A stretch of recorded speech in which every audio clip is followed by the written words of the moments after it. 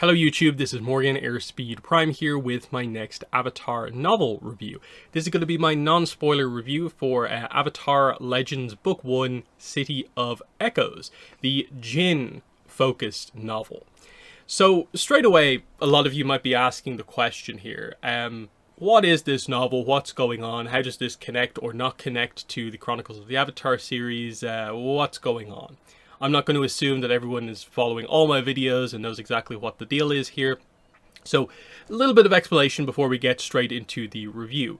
So yeah, this is the Avatar Legends novel series. It is not a replacement, it's a separate novel series to the Chronicles of the Avatar series. This is book 1. Chronicles of the Avatar is still going on to book 6, the second Roku novel, Awakening of Roku, which is coming out at some point later in the year. We expect a little bit more of an update on that at San Diego Comic-Con in like 2 weeks.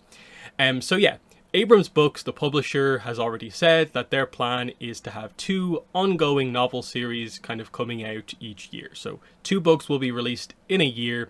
There will be 1 Avatar Legends novel and 1 Chronicles of the Avatar novel. And that seems to be the plan for the future, where of course with Chronicles we do expect to go on to Karuk next, realistically, after Roku. And then interestingly, we don't really know what exactly they're going to do after this City of Echoes novel for Avatar Legends, but the expectation is that they are kind of one-off novels and we will completely switch up what we're doing next, because the idea of the Avatar Legends novel series is that it is a brand new series featuring the unsung heroes behind legendary events within the world of Avatar and Korra. So straight away, Avatar Legends means all the eras are open. They already mentioned Avatar and Korra, meaning Avatar Legends Book 2 could decide to focus on one of the minor characters from Legend of Korra. We could choose a character from the Roku era, or the Kyoshi era, or I don't know, the Wan era. We don't know what the limitations or not are on this series, because we only have this one book, of course. And of course, this one's interesting. It is Avatar Legends City of Echoes. Even though it is literally an Avatar The Last Airbender novel, they don't actually have Avatar The Last Airbender in the tagline, which I think is a good sign for the fact that the future of this series probably will immediately involve the other eras, of course. So again, this one, City of Echoes, I'm going to read out the official description for the book, just for people who are maybe coming at this kind of new. There is no war outside of these walls. This is what the citizens of Ba Sing Se are told to believe, but Jin knows better. As a refugee whose parents were killed by the Fire Nation, she is haunted by her past. Now she does her best to keep her head down in the lower ring, caring for her ailing grandfather and balancing school with survival. Her one bright spot is her best friend Susu, whose family treats Jin like one of their own, and whose bakery she helps make delivery for. Her world shatters when Susu's father gambles away the bakery and Susu is forced to take a contract in the upper ring to pay off the family's debt. Jin vows to help her friend no matter what it takes. A chain of events fueled by her desperate promise leads Jin to Xuan, Xuan, an arrogant boy from the middle ring with ties to the Silver Fangs, a major player in the city's black market. The deeper Jin delves into her double life, the more she learns about Susu's own entanglement in a conspiracy darker and more dangerous than she could have imagined.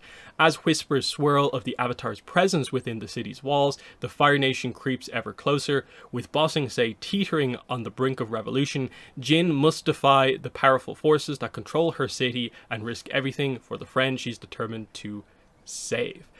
So, straight away, you get the idea of it's about Jin. Jin is, of course, the girl Zuko goes on a date with in the Tales of Ba Sing Se, the Tale of Zuko. People very much latched onto the character for just being this very nice, kind of bubbly, personable character who kind of more represents the normal side of Ba Sing Se. So we're getting a full novel focused on her, and as you can see from the description there, highlighting what happens to Jin, basically before, during, and after her main appearance in that episode of Avatar. And so yeah, how does she get involved in the legendary events of Avatar, the Ba Sing Se arc, as we of course go from the conspiracy within the walls to the coup, the takeover by the Fire Nation, to the Fire Nation coming in and beyond? what's Jin up to in all of this time? What characters that we know of from the Bossing Say arc does she end up interacting with, in addition to the ones we already know she interacts with? And that's the kind of idea of this, highlighting that there's this big arc that's very, very complex with the biggest city in the world. Of course, there's other plot threads happening in the background, and Jin's arc is one of them, and it of course heavily involves her best friend Susu, and this is the thing that changes Jin from a character who is more of a normal character to she has to go kind of above and beyond to try to save her friend Susu, going from living in the lower rings to now she has to interact with the middle ring, the upper ring, with the black market to get some of this stuff done. While, of course, the countdown timer on the main event plot is still happening. And, of course, you see those events happen and how they sometimes help Jin's plot, sometimes hinder her plot. And that's very interesting to see when the crossover throughout this book does happen at sometimes, doesn't happen at others. It's very, very interesting. So getting into my general thoughts on the book, I overall like it. I went in really not knowing what exactly to expect, other than, I guess, it will be a more referential book than the Chronicles of the Avatar books, because the uniqueness of that series is that each of those 2-book series are one of our first real insights or deep dives into an entire new era. With the Kyoshi era, it all comes from those 2 novels, basically. Same with Yang Chen, same with the Roku era for the most part, though there's a little bit more connection there because it's the closest one, of course, to Aang's era. But in this one, it's ATLA. It's the episodes. It's like one of the biggest, most memorable arcs from the show. Everyone knows this content, but just not that this story takes place in the background. And it's fascinating because it really does highlight how little you get to know of Jin from a decent amount of minutes given to the tale of Zuko, but it is a footnote ultimately. That scene is a small part of this book. They do actually do an adaptation effectively of that scene from the episode in this book, and it's here, and they place importance on it, but there's so much else going on in Jin's life, and they do a good job of, I think, making that scene feel it's a notable part of her arc because it is the foundation of what her character is, but the event itself is not the most important thing in her life. And it's just so interesting in that regard that you realize that, oh yeah, we think we know her because we saw her on this date, but actually you get the framing of it of she's not usually that kind of confident. She in that moment is really trying to be confident, where she's actually not kind of quite like that kind of all the other times. She still demonstrates, of course, personality traits that are kind of present in the rest of the book in that scene, but there is more to her than kind of meets the eye. I don't want to go too much into spoilers, but one of the things you find out quite early on is that she is an earthbender. Now, that is something that wasn't revealed in any other content, but we do explore that here. And I think that's part of what makes this book so interesting, is that they still treat her as this normal character in the sense that earthbending is so not a part of her life. She barely knows how to use her skills, for kind of numerous reasons. For one, when you're in the lower ring and you're not directly doing a job that involves using earthbending, is there really a need to develop those skills? Where would she even develop them from? And then there's more personal reasons as well why she kind of doesn't overly pursue using her earthbending skills. But that's a small arc that's involved in the book as we go forward, because when she does get more involved in the kind of criminal underworld type stuff, the black market with the silver fangs, the fact that she is an earthbender plays into her favor, but she has to now learn to develop these skills to become kind of what she needs to be. And that is interesting because they do keep the fact that she is this kind of normal girl from the lower ring present, but that she has this potential for this kind of crazier life if she kind of wants it, and that's what you kind of see happen here with, of course, the character Zhuan, as he kind of gets introduced. And that's interesting because this character is the other romance interest in the book, which is one of the big things surrounding Jin as a character, is that of course her main appearance is a date with Zuko, and you see how much of a kind of romantic she is. Like um the Nickelodeon website information kind of highlights this as well, and they definitely keep that as part of her character, that she is a romantic at heart.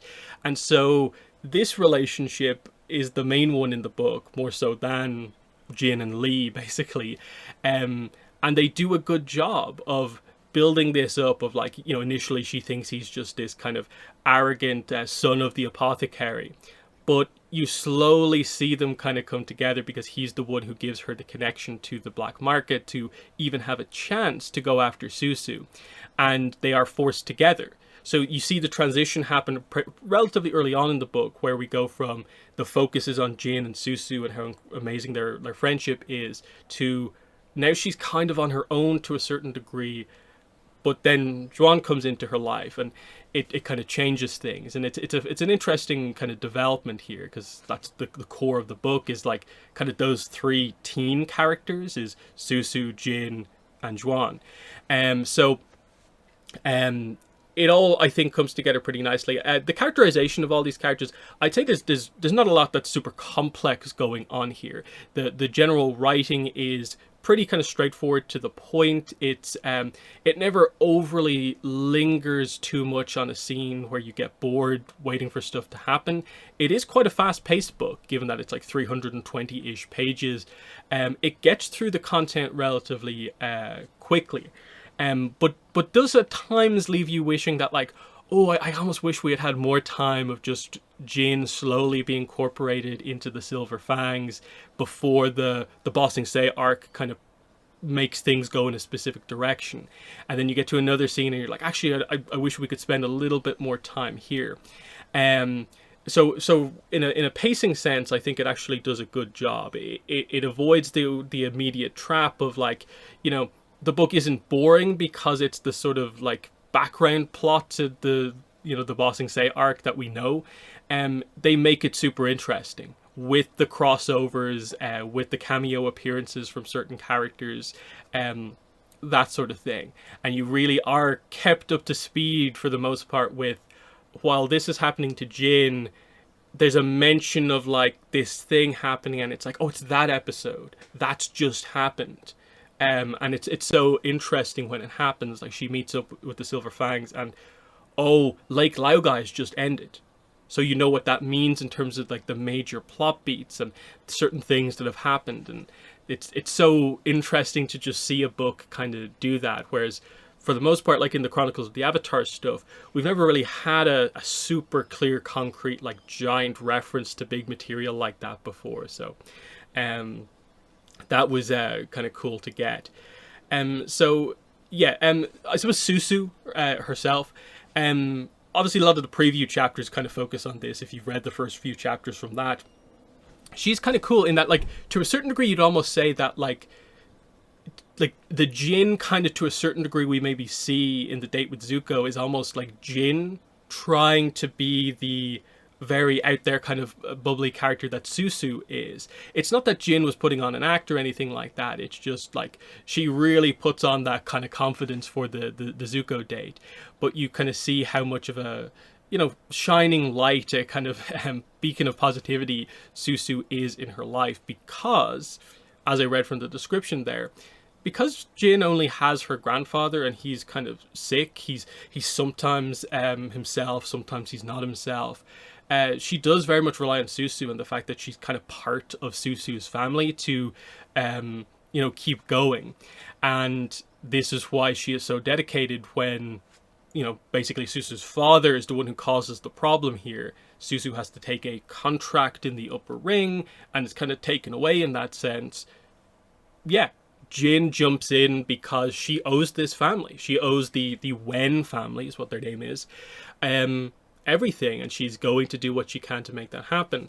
But she is also balancing all these other things. Like, they do mention, like, for instance, school. She is going to school because her grandfather is a calligrapher, so Jin is also developing those skills and has, like, that's why she's in the school, is because she has that good reputation for her calligraphy skills. And she could go far with that, but the timing isn't really right with everything else kind of going on with her life. And it's interesting to see her make these kind of like big decisions in the kind of heat of these moments of like she could just focus on this, but she can't look away from what's happening to Susu. She has to do something. The kind of call to adventure kind of aspect of most storytelling, it happens and she actually kind of goes for it. And so when she does kind of get involved in the black market stuff, it is super interesting because it very much is, okay, I need you to go over here to this place. I know you've never really been to the middle ring or the upper ring before, but okay, wear these clothes. This thing will get you through the checkpoint. Go here and let's hope it plays out well. And she's just like terrified doing it, but likes the fact that she does get to see the city through this, and that means we get to see the rest of the city. Like, she's only known the lower ring basically, so when she gets into the middle ring and later the upper ring, it's a big experience for her, and you kind of see that she is being almost like held back because she's almost, the stuff going on in her life kind of restricts her to the lower ring, where we see the amount of potential she actually has because of how kind of smart and capable she is, kind of what she could be doing, but she's kind of forced into the kind of black market thing. But what I also find interesting about the book, without getting into too many spoilers, is that the Silver Fangs, you know, they're a major player in the city's black market. There is more to them than meets the eye. It's not just that like Jin joins a gang and they're doing criminal stuff all over the place. There is very much a bit of a, you know, kind of Robin Hood aspect going on here, where there is a little bit of a kind of Dao Fei almost aspect going on here, with the sense of like they're doing criminal kind of stuff with a sense of honor to it, where it's not just out of kind of selfish kind of purposes. And they do connect a lot into the Silver Fangs, especially as reveals later on in the book come out. And it actually, I think, works out pretty nicely the way a lot of this stuff plays out. It answers a few questions. It feels like it fills in a few gaps, that maybe questions you might have from the Bossing Say grouping of episodes about, oh, hey, we kind of skipped past that thing when the gang kind of ran past it. That could have been something they might have been able to deal with, but actually, hey, this book kind of actually takes up that plot thread a little bit. What about that? Oh, Jin meets those characters and this happens. So this book acts also as a nice kind of addition, like attached onto the side of that arc of like, if you wanted to just a few more answers, a few more bits of exploration throughout Bossing Say, this book gets it as well, where even if maybe Jin is not one of your most interesting characters, you don't find her the most interesting, just the exploration of Bossing Say in ATL8 era is interesting, as you get sort of the idea of, oh yeah, we're not meant to talk about the war, even though everyone knows about the war, because the refugees constantly come in. They come in because of the war. The people who've already lived there, of course, know that that's happening, but they're not allowed to talk about it because of like the Dai Li, basically. But the Dai Li, for the most part, don't have a huge influence in the lower ring, so it allows for interesting stuff. Like, they do really explore the lower ring, I think, quite well, and get across the kind of community aspect of the lower ring. That it's not just everyone out for themselves, kind of fighting for survival. It's tough, but a lot of the times the people there that like run these businesses, they're working together to kind of get through things, because they do live in such a tough kind of area of the world. And that's a nice kind of part of it as well. The fact that like Susu's family immediately sees the situation that kind of Jin and her grandfather are in, and just take Jin in to be part of the family. And Jin returns the favor to them by helping them out with the bakery, of course, and then helping Susu out with this kind of crazy situation here. That's the kind of fun part of it as well. Even like Juan, like I said, is the apothecary's son. The apothecary helps people out. Like there's a point early on in the book where Jin loses track of the money that she was going to pay for her grandfather's medicine. But the doctors, the apothecary's like, you're a trusted customer. You know, we'll sort it out type thing. Take the medicine. We'll deal with it next time. Like, there's that stuff going on here, which is quite nice, which is a little bit of a different angle than the little explanation like Judy gives to like Team Avatar as they go through, the little bits that you see maybe with like say Iroh nearly getting like mugged in the lower ring. But then even in that, like say the tale of Iroh, you do see the other aspects to it, like the kids playing and stuff like that. So it is cool to see more of that aspect as well. What else do I want to talk about? Again, there's a lot of stuff when it comes to like spoilers that like are definitely kind of worth talking about. I'd say like, okay, do I have any criticisms about the book? Maybe on the pacing front, this is maybe a common thing for me with the books and maybe in general across media, so it's more of a personal thing for me. I tend to like a little bit more of an extended epilogue. I do feel that this book's ending is rather abrupt in that it just goes from like the final like action to a really quick epilogue, and it's nice. But I think because it's a one-off novel where like when's the next time we're going to get Jin content, I kind of do wish that they had just made this a little bit more of an overall satisfying ending to like Jin's story, given that like, are we ever going to see them again, these characters again? I'm not really sure. So I wish there was a little bit more just at the end gone into the epilogue. But that is something that I felt with a lot of the other novels as well that they've done, is that there has been a quick wrap up when we get towards the end. Some of the, I would say, kind of continuity stuff is a little bit disappointing. I don't think it's a major problem, but it is something every time I've read through the book, I've come out of it feeling like it is unfortunate that there are some mistakes made here. The most notable one, which is present in the preview pages, you can, if you see like chapter 2 or 3, you see it here, is that they get the character who kind of runs the Pow family tea shop's name wrong here. In the episodes, this character is referred to as Pow by name, but the book seems to double down on the idea, no, this is Manager Fung. And it goes as far as to like double down on the idea, like contrary to popular belief, none of the Pow family actually works at the shop. And it's like, well, the episode directly contradicts that point, because the guy who comes in to give Iroh the Jasmine Dragon calls this guy Fung. And because we literally have scenes that like echo the episodes, we know Fung says those words or Pow says those words. So there aren't two separate characters. It's just you have misnamed, you've messed up the characters, which is frustrating because it's clear that this book is based around those episodes, that when constructing the plot of this, it's clearly built around the specific plot beats of the Ba Sing Se arc, in addition to obviously Jin's kind of scenes as well. There is some retconning when it comes to the Nickelodeon kind of bio kind of information for Jin.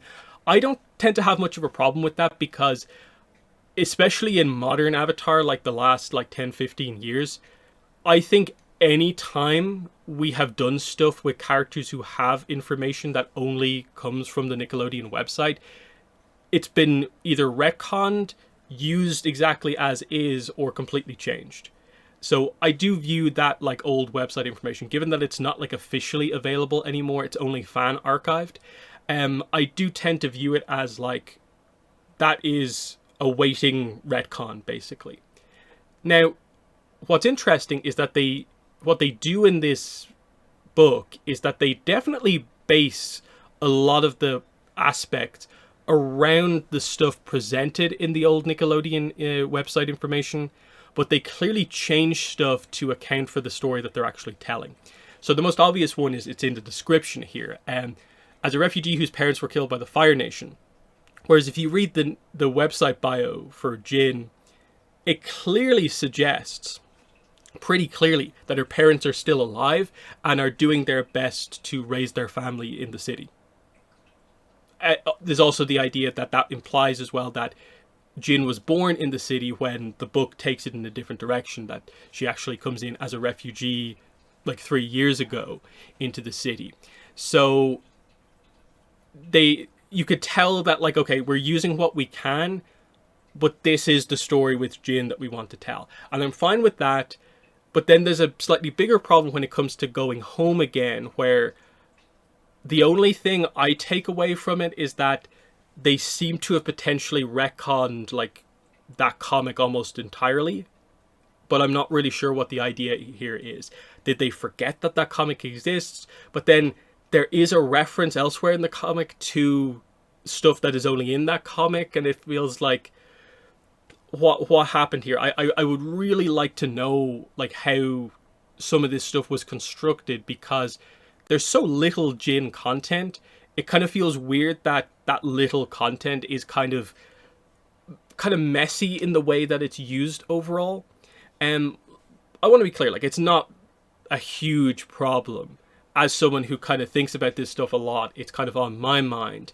It doesn't like mess up anything in particular. It's just odd to me that in a book that is so referential, you kind of ignore that one of the other key Jin references overall in the series. Um, but the book is great. I think the book is very, very good overall. It's hard to do the comparison with the Chronicles of the Avatar series because they're so different. Those are our first insights into whole eras, involving characters who are ultimately like the most interesting characters in those eras because they are avatars. They're main event players in the world. Jin isn't that, so it's very different in that regard. It has the familiarity factor because it is literally set during ATLA. So that's definitely a positive. I think people do like Jin, so will want to learn more about Jin. And I think they do a lot of the kind of new parts of the stories, the surprise parts of the stories really well, with some of those cameo appearances actually work really well. There's kind of slightly more notable characters that she interacts with that's very cool, that are more regularly in the book. But then some of the more one-off appearances where the character's really only there for one scene, actually really good. So there is lots of references to like the other tales in like the Tales of Ba Sing Se and stuff like that. It does, I think, overall work quite well. With regards to the writing style, I don't tend to overly focus my reviews on this. The really interesting point, one, is that it's written in the first person. So Jin is the focus, so a lot of the dialogue is, I walked over here, I did this, I went to talk to Susu, that idea. So it's not Jin did this, it's I did this, which is kind of interesting, but it makes sense for a solo kind of focused kind of comic. It still means like you have scenes where like Jin is in the room, but she kind of is basically narrating a conversation between two other characters. So it's not, I think, overly limiting the way it's done there. It means that yes, none of the scenes are from another character's perspective, but it was always going to be about Jin, so it's perfectly fine. You get used to that, I think, after like a chapter or two. I've read books that are first person, so it wasn't really much of a problem for me. But like if you mainly are used to the Avatar books, which are third person, it might be a little bit of something that you have to get used to.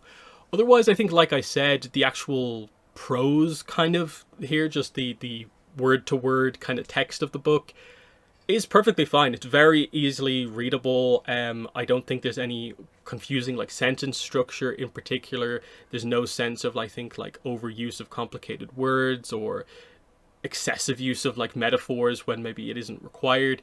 It's pretty straightforward to the point. It never feels like it falls out of being like YA like level into like maybe middle grade where it's very, very basic kind of text. It just gets across what it needs to in a clear fashion in my mind.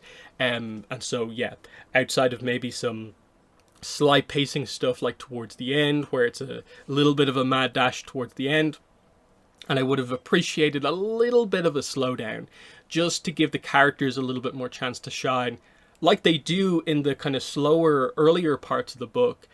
But that's like the difference between like the book being like 320 pages and maybe like 340 pages.